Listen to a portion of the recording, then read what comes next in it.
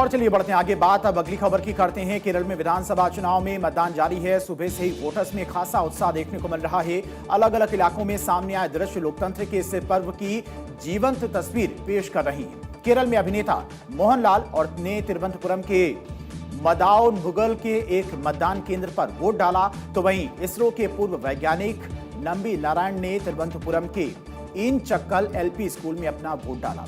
केरल में सुबह से ही मतदान केंद्रों पर युवाओं की लंबी लंबी कतारें लगने लगी। इसी बीच केरल के राज्यपाल राजेंद्र अर्लेकर ने त्रिशूर में एक पोलिंग स्टेशन पर अपना वोट डाला है। और केरल की 140 सीटों पर 883 उम्मीदवार मैदान में हैं, जहां 2.71 सीआर मतदाता वोट डालेंगे और मुख्य मुकाबला एलडीएफ, यूडीएफ, एनडीए के बीच नजर आ रहा है। लेकिन बीजेपी भी इस बार पूरे जोश के साथ मैदान में है। बीजेपी को उम्मीद है कि इस बार वो केरल में अब तक का सबसे बेस्ट प्रदर्शन कर सकती है और इसीलिए पीएम मोदी, गृह मंत्री अमित शाह ने केरल में पूरी ताकत से प्रचार किया। लेकिन जो मेन टक्कर है वो कांग्रेस गठबंधन और वाम मोर्चा में ही नजर आ रही है।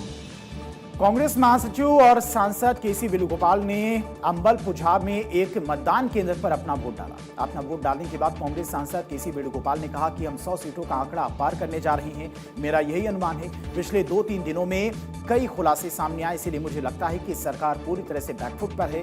मुख्यमंत्री और सरकार के खिलाफ स्पष्ट रूप से सत्ता विरोधी लहर है और ये दिन ब दिन बढ़ती जा रही है। केरल की जनता ये तय करेगी कि इस मुख्यमंत्री को जाना होगा और इस सरकार को भी जाना होगा। यूडीएफ इस राज्य के आम लोगों के लिए बेहतरीन गारंटियों का वादा कर रहा है। लोग उन गारंटियों पर भरोसा करेंगे और हमें वोट देंगे।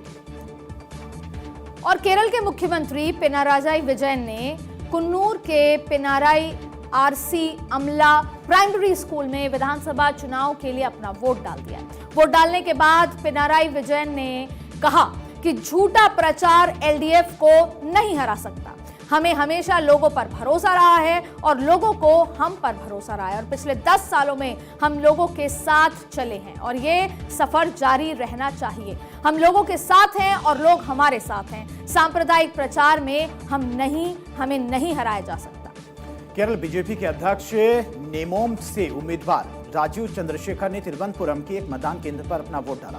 वोट डालने के बाद राजीव चंद्रशेखर ने कहा कि ये एक बेहद अहम चुनाव है। मुझे खुशी है कि इससे में लगातार लोग वोट करने के लिए अपने घरों से बाहर निकल रहे हैं और एक वोटर, एक उम्मीदवार के तौर पर मैं इसका हिस्सा हूं। मैं हर वोटर से गुजारिश करता हूं कि वो इस आम चुनाव में, अहम चुनाव में अपना वोट डाले और अपने मताधिकार का इस्तेमाल करे, अपने वोट के जरिए बदलाव को लाए। बीजेपी की वजह से ही कांग्रेस और सीपीएम को विकास की बात करने पर मजबूर होना पड़ा।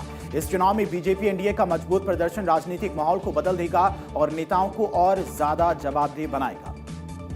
तो वहीं केंद्रीय मंत्री सुरेश गोपी ने कहा कि केरल के लिए ये एक बहुत ही महत्वपूर्ण दिन है। बीजेपी ने बहुत ही शानदार प्रदर्शन किया है। बीजेपी ने लोकतांत्रिक चुनावी अभियान की हर बारीकी तक पहुंच बनाई है।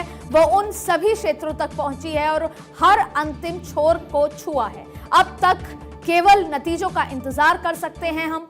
अब भली भांति आप जानते हैं कि पहले और बाद में क्या बदलाव आया है।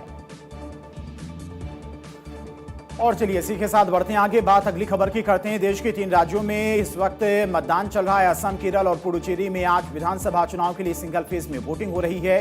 कुल 296 सीटों पर मतदान चल रहा है।